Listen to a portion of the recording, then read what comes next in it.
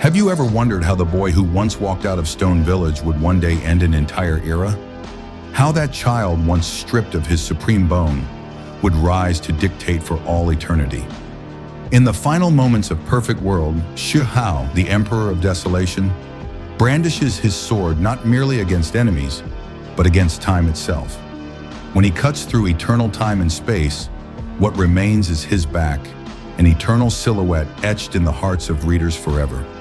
It's a story not just of power, but of sacrifice, of love, and the cost of protecting a world. This is not just a finale. This is the price of eternal arbitrariness.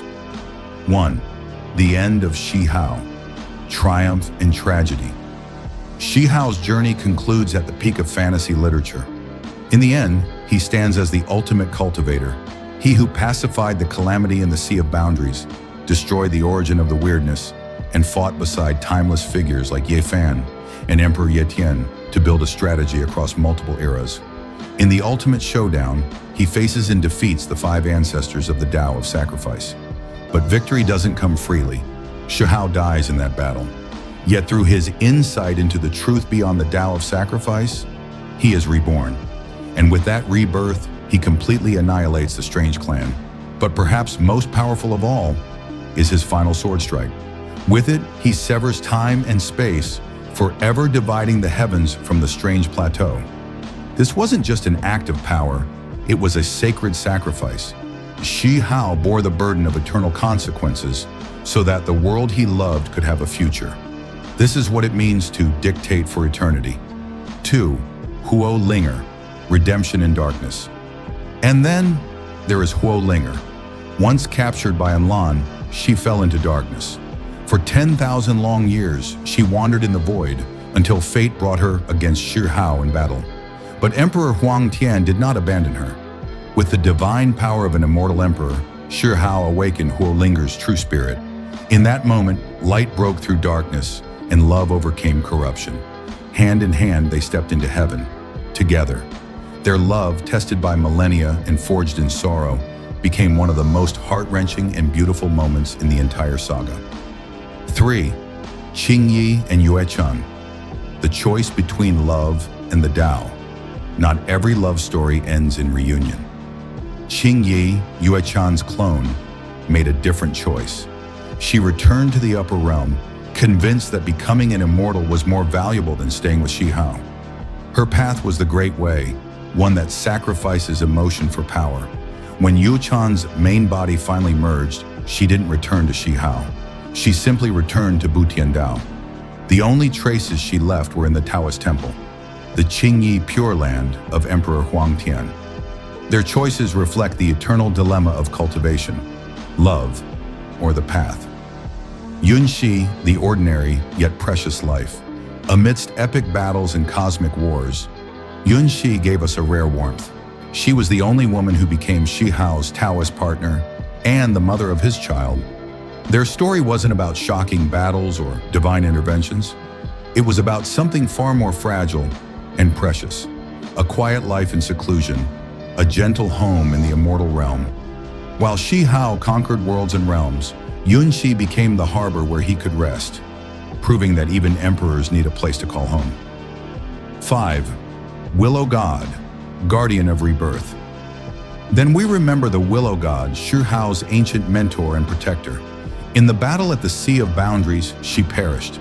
Her remains merged with the divine flame of the footprint Emperor Dao and gravely injured the enemy. But even death couldn't erase her. After Shi Hao's resurrection, the Willow God reappeared, this time as a Dao itself, claiming the life of a strange immortal emperor. In the end, she transformed into a willow tree, forever guarding Emperor Huang Tian's Dao field. From guidance to sacrifice, she remained always his silent guardian. 6.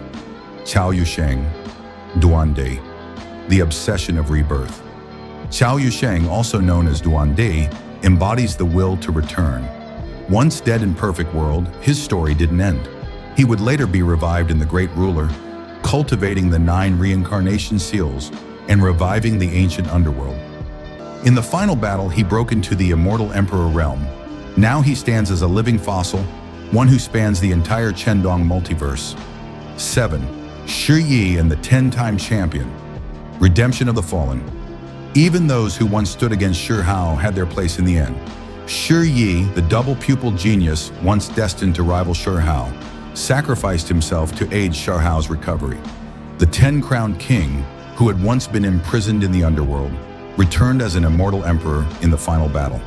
In Chen Dong's world, there are no villains etched in stone, only individuals burning with belief. Their redemption tells us, even fallen stars can shine again. 8. A bitter victory, the imperfect ending. Yes, Shi Hao triumphed. He reached the pinnacle. But perfection came at a heavy cost. His parents disappeared into seclusion. His brothers gave their lives. Friends perished in battle. The Willow God remains only a stump. And yet, this is precisely what makes perfect world so profound. True perfection is not the absence of loss, it is the will to endure it. Shi Hao didn't hesitate. Even knowing the pain, the sacrifice, the loneliness, he still chose to fight. As Chen Dong wrote through him, "If I had to do it again, I would still choose to be arbitrary for eternity." Because that's what a hero is. Not someone who is born strong or destined to succeed, but the young man who, when the world is collapsing, still dares to pick up his sword. Shi Hao's solitude, Liu Shen's sacrifice, Huo Ling'er's waiting. They all built a world more genuine than perfection itself. And maybe that's the point. As one reader beautifully put it, Chen Dong wrote an answer in millions of words. True perfection has never been about the ending, but whether you've walked that bloody road without regret,